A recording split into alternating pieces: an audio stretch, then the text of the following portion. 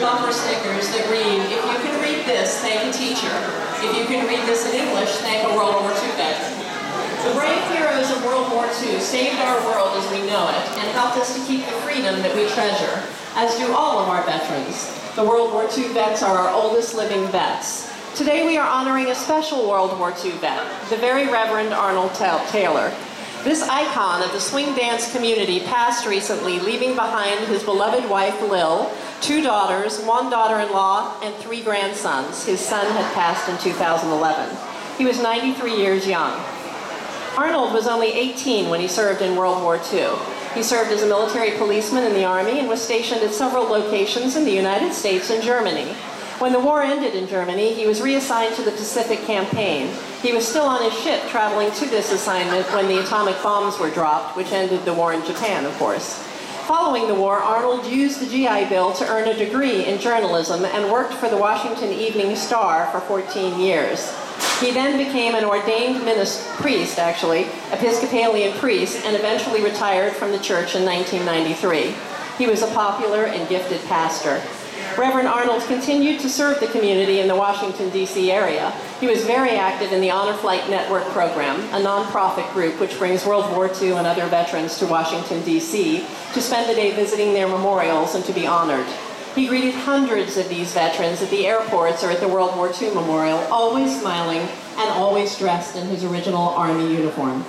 The Reverend Arnold is a local legend, not only because he is a World War II veteran and a retired priest, but he was also an amazingly fun swing dancer. He began swing dancing when he was a young MP and continued almost until his dying day.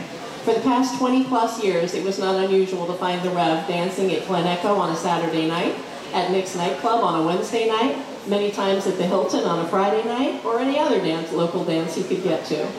For the past few years, many people didn't realize that Arnold was fighting cancer and often in pain, even while dancing. You couldn't really tell unless you specifically asked him how he was feeling, as he was always smiling and ready for a dance, or a hug, or to sing you a song. The Reverend Arnold was known to be a delightful flirt. He could be found batting his eyes at all the gals on the dance floor and offering his cheek for a kiss. But at the end of the night, he loved going home with his soulmate and much-loved wife of 64 years, Lillian.